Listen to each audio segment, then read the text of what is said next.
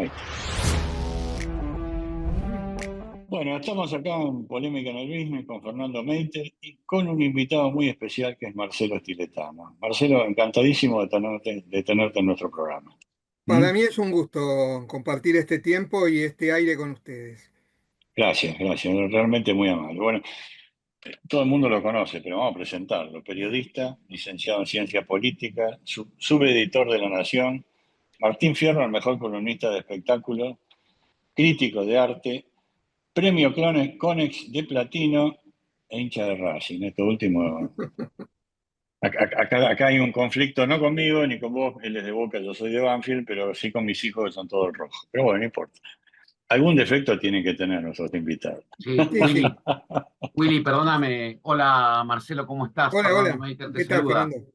Estamos hablando con alguien que entrevistó a actorcitos que recién están empezando, tales como Woody Allen, Al Pacino, Robert De Niro, Clint Eastwood.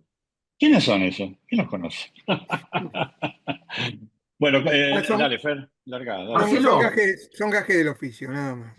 Marcelo, de los actores grandes actores y directores y productores que tuviste el gusto de conocer, ¿cuál es el que más te cautivó? El que decís, wow, este tipo es diferente. Bueno, tal vez por las expectativas que yo tenía previamente, el doble encuentro con Eastwood fue doble porque lo entrevisté en dos oportunidades. Digamos que es el que me quedó más grabado en la cabeza, en la memoria y también en el corazón cinéfilo.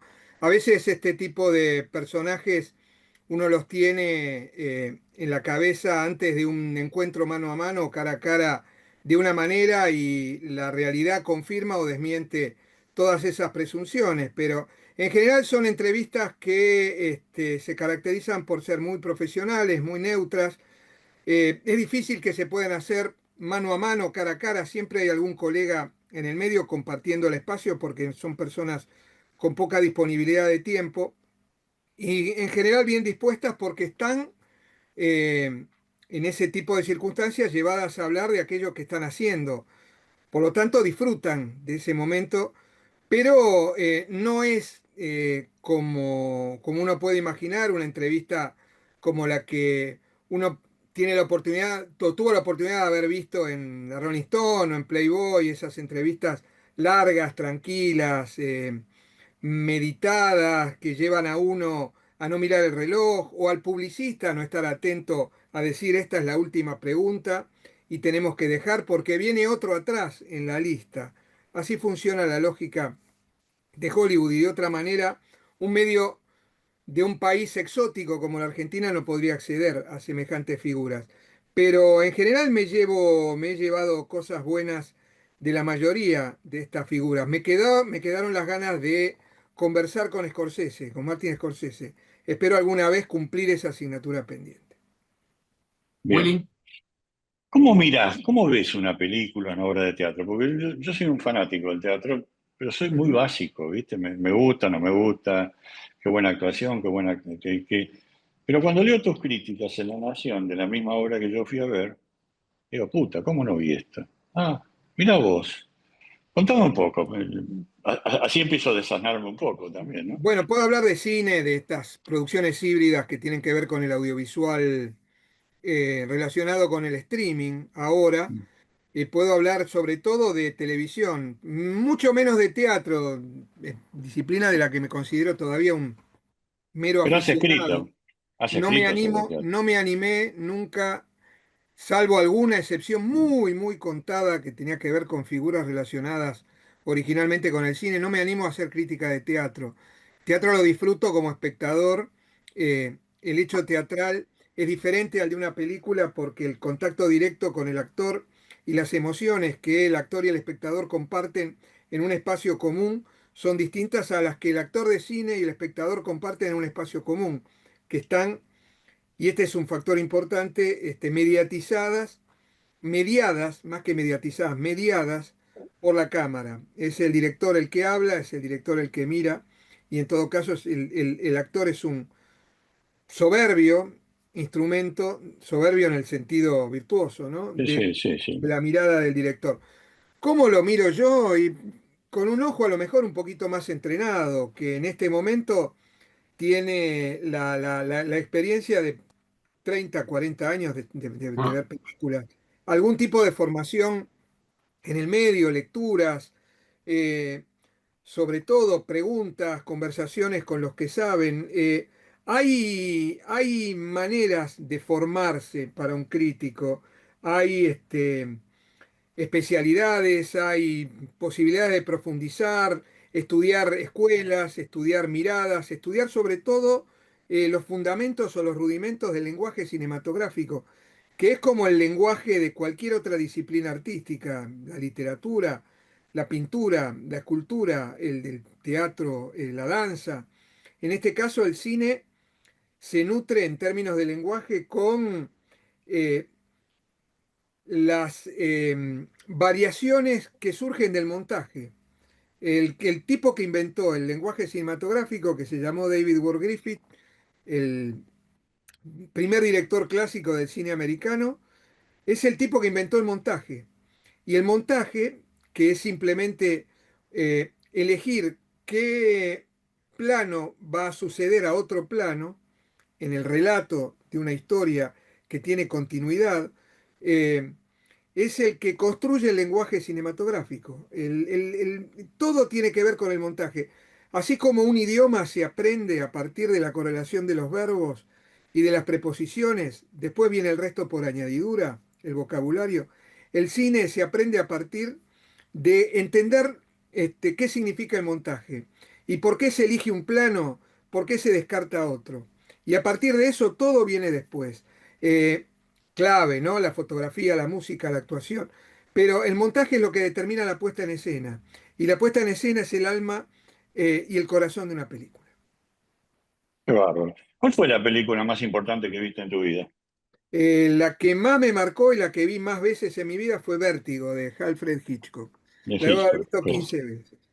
Pero hay otras que me marcaron en diferentes etapas de la vida, y que no dejo de ver cada vez que aparecen por ahí dando vuelta. El Padrino, Apocalipsis Now, eh, eh, Los Inútiles de Fellini, Calles de Fuego de de Walter Hill, eh, eh, no sé, La Edad de la Inocencia. Podría nombrar un montón en este Qué momento. bárbaro. Fernando. te quería preguntar, eh, ¿por qué Argentina es una usina de tantos tanques que hoy están sacando los servicios de cable privados como Netflix, como Prime?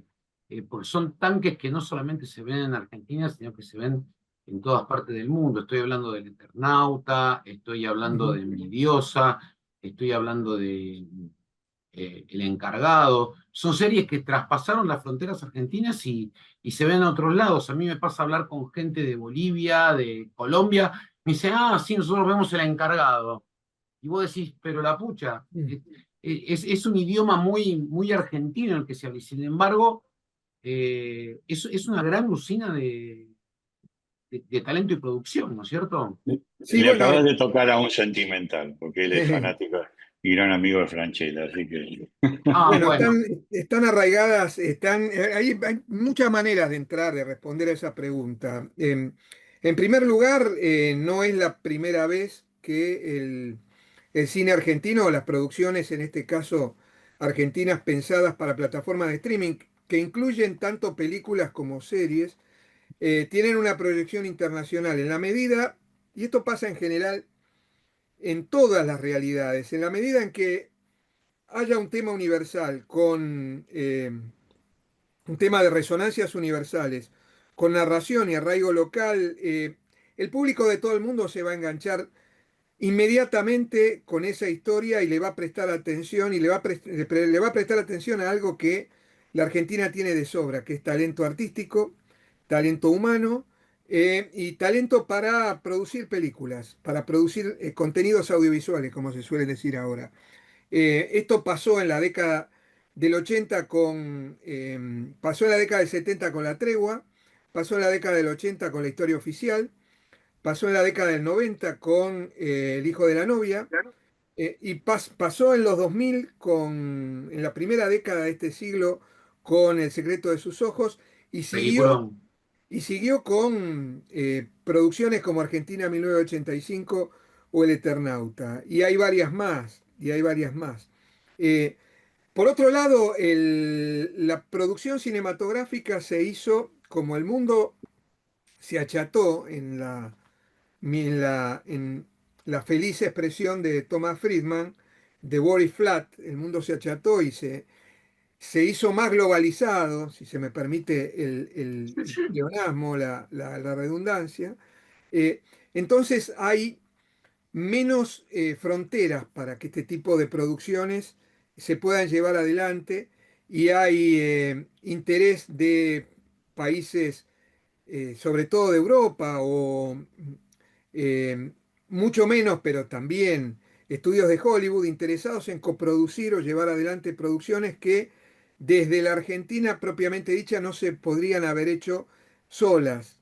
Eh, entonces el cine argentino es muy valorado, es muy bienvenido, muy bien recibido y muy bien considerado en el mundo, al punto de que directores que han tenido éxito y han pisado fuerte acá llegaron a desarrollar carreras enteras extraordinarias en el mundo. Pienso en la época clásica, como en los ejemplos de Luis Sasravsky o Tulio de Micheli en España, Hugo Fregonese haciendo películas en Hollywood en la década del 50, en el periodo clásico. Y bueno, incursiones como las que hicieron Campanella, en este caso en el mundo de las series, y Damián Cifrón, más reciente, después del éxito fenomenal de Relatos Salvajes. Y hay muchos más ejemplos. Y esto sigue, ¿eh? No se acaba acá. Los festivales internacionales también ayudan a ese tipo de proyección y a ese tipo de visualización. Visibilidad más que visualización. Cuando se aplica tanto la inteligencia artificial al cine, ¿no se pierde algo? Se pierde mucho, hay mucho miedo, hay mucho temor. Y hay mucha, además, excitación en Hollywood por parte de quienes hacen cine en el sentido industrial de la palabra, a partir de la inteligencia artificial. Sobre todo porque la inteligencia artificial está en condiciones de resolver en pocos minutos o en pocas horas trabajos que normalmente, históricamente, han llevado meses y años. Resoluciones de guión, problemas de producción, problemas de montaje. eh, Ese tipo de cuestiones que tienen que ver con la logística del cine y en parte también con la creación, eh, la inteligencia artificial llegó para resolverlos y sobre todo para abaratar costos. No se olviden que si estamos hablando de una industria, estamos hablando de una inversión en términos artísticos, pero de una inversión que busca recuperar el dinero invertido a partir de la presentación de esa obra en un mercado o en varios mercados, en este caso en mercado global. Eh, Ahora, que la pregunta es, ¿sustituye a la creación? Definitivamente no.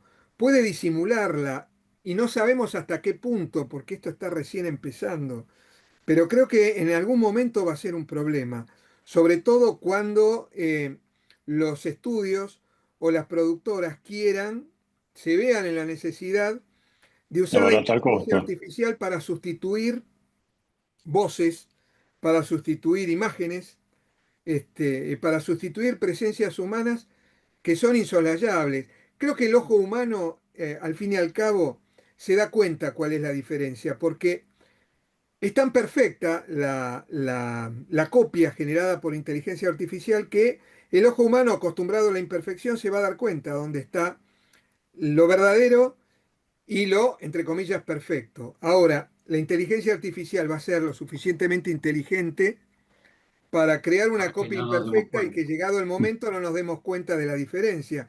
Y ahí vamos a tener un problema.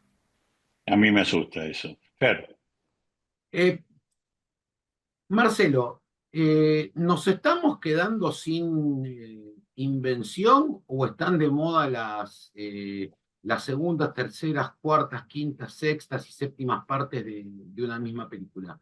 Estoy hablando del caso de Star Wars, estoy hablando de Jurassic Park, Estoy hablando de, bueno, de un montón de películas y series que siguen haciendo, se siguen haciendo versiones.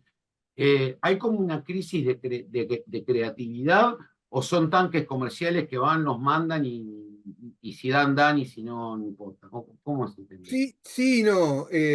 Todas estas franquicias, como se las llama ahora, a las continuidades que nacieron de una película original y tuvieron no solo continuaciones directas, sino desprendimientos con un eh, secundario convertido en protagonista o con el mismo escenario y otro tipo de historias que tenían que ver con precuelas o continuaciones o saltos, etcétera, etcétera, fueron alguna vez un producto original. El éxito llevó a que el público pidiera más.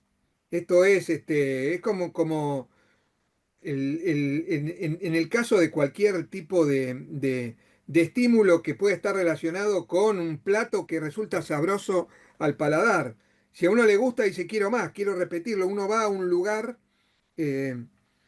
eh, donde lo atienden bien y quiere volver. Entonces uno va a una película donde se siente bien recibido, bien reconocido, y quiere ver más, y eso funciona. Cuando la única alternativa es la continuidad de esos productos originales y no se abre la puerta a nuevos productos originales que puedan dar lugar a la continuidad de esa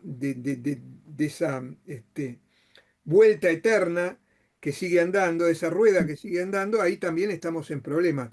Claramente hay conciencia de que sin productos originales la rueda puede llegar en algún momento a convertirse en empacho y en aburrimiento, en tedio y en cansancio. La fatiga del cine de los superhéroes está explicada a partir de este factor. Mm. Qué Willy, bárbaro. ¿Cuáles son tus actores favoritos? Actores de cine Mm. de distintas épocas. Sí, sí, de acá, de afuera, de donde sea. Bueno, cada actor está en función del lugar al cual se dirige, pero a mí me encanta ver actores clásicos como John Wayne, como Gary Cooper, como Jimmy Stewart, como Richard Widmark. Eh, Me Pero gusta ver. no actúan en forma antigua. No, no, no, no, porque siguen siendo arquetipos de un cine que es absolutamente clásico y por ser clásico sobrevive a las modas. Eh, no sé si podrían hacer películas actuales, pero tampoco creo que los actores, los buenos actores actuales podrían adaptarse a aquella mecánica o aquella temática casi legendaria. Hay mitos para cada época y los actuales, a mí actores de cine me gustan muchos. Me gusta Eastwood, me gusta Tom Cruise, siempre me gustaron actores como Max von Sydow o Alec Guinness, que Oh, sobrevivieron a oh, todas las modas y fueron capaces de hacer cualquier tipo de personajes. Me encanta ver también a los actores del método, como Pacino o De Niro, haciendo sus cosas. Pacino sobreactuando es el mejor del mundo. Eh, es cierto. de eso no hay es ninguna cierto. duda, pero podría dar una lista interminable. De los argentinos, a mí siempre, siempre me gustó Federico Lupi, eh, me gusta mucho Darín en la actualidad. Hay muchos más actores que disfruto y entre las mujeres, eh, o hay tantas. Meryl Streep creo que está a la cabeza. Sin duda. No Vos tengo la sabés, menor duda, no tengo me la menor apasiona, duda.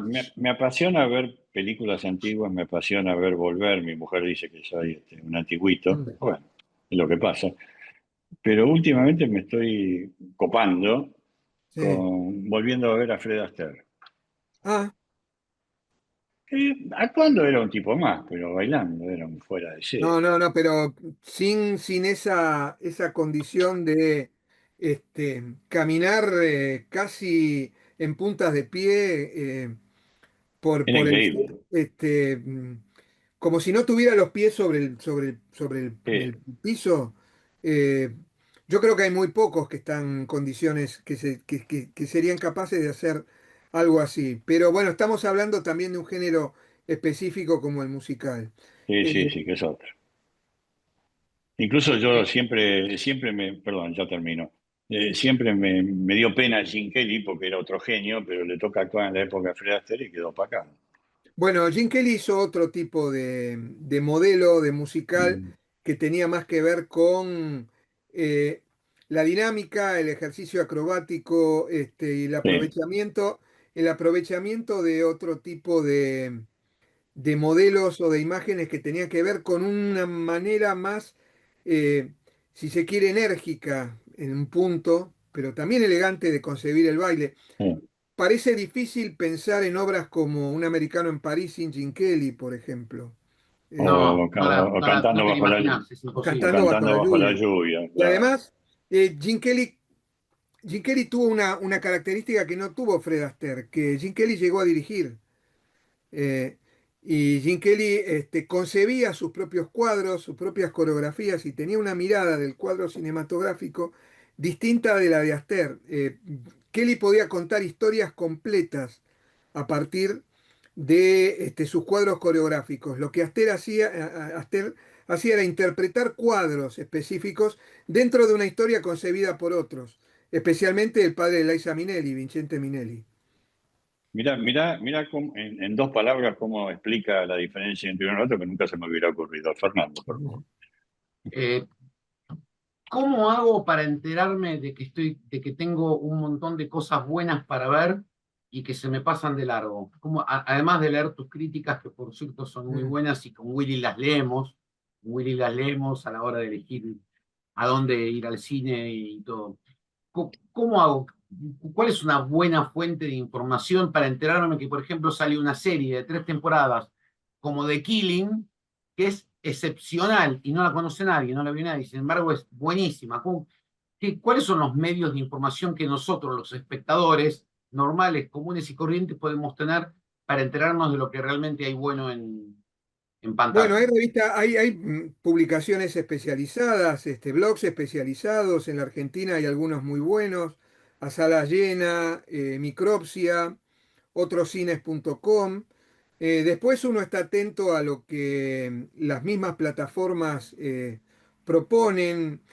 Más que seguir el algoritmo en cuanto a supuestos gustos de que una película que te gustó te trae a otra.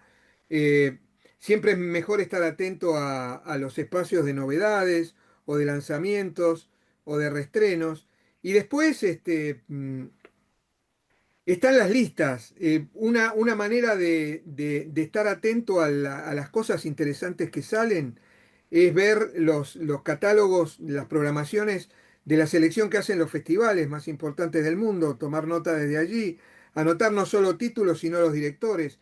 Y la conexión de esos nombres trae otros nombres y se va creando una cadena que le permite a uno más o menos desarrollar casi en un momento casi automáticamente una búsqueda para encontrar determinados lugares. Y por último, si uno quiere volver atrás y revisar fuentes que después lo van a acercar a películas nuevas, están las listas de las grandes publicaciones o las grandes instituciones que llevan adelante estadísticas con las mejores películas de... El American Film Institute tiene un montón de listas con los 100 mejores de esto relacionado con el cine americano. Cahiers du Cinema o la revista Sight and Sound lleva adelante una este, eh, periódica renovación de listas de las mejores películas del siglo XXI cada 5 años.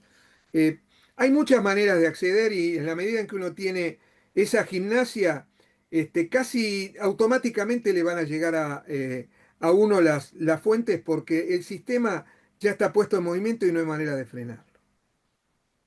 Como soy el time killer de este equipo, siempre me definió así Fernando, y yo sé que tenés que irte. La verdad que por mí me seguiría ahora, porque me está enseñando un montón. Yo Eh, soy Espero fanático que del no sea la cine. última, espero que no sea la No, no, última. no, no. no, no va a ser la última. La próxima vamos a tratar de que vengas al estudio nuestro, así charlamos tranquilo y hablamos no solo de las viejas épocas, sino de lo que se viene en el cine para el futuro, ¿no? Como no, Pensando con en, mucho gusto. pensando en este tema de la inteligencia artificial y todas las demás cosas nuevas que uno, de Con cierta mucho edad, de gusto. nuestra edad, no sabemos pensar. Marcelo, un millón de gracias. Te agradecemos mucho tu tiempo. Hoy lo hicimos medio a las apuradas porque vos estabas con problemas de horario, pero bueno, pudimos charlar un rato, pudimos Pero verte. media hora súper valiosa, Willy. Sí, sí, Súper Bueno, muchas valiosa. gracias. Quedo a las órdenes y aprovecho para dejarles una recomendación. Se está por estrenar, creo que a mediados de agosto, una película absolutamente imperdible que, insisto, vale la pena verla en el cine. Es una joyita que llega desde Escandinavia y se llama Godland, Tierra de Dios. Tierra de Anótenla Dios. y si tienen Ya. oportunidad de verla en el cine, no se la pierdan. Y después te cuento qué tal fue. Bueno, ¿Mm? espero que Marcelo, la puedan disfrutar. gracias. Un millón de Un gusto gracias. grande. Lo mismo digo. Hasta la Muchísimas próxima. gracias.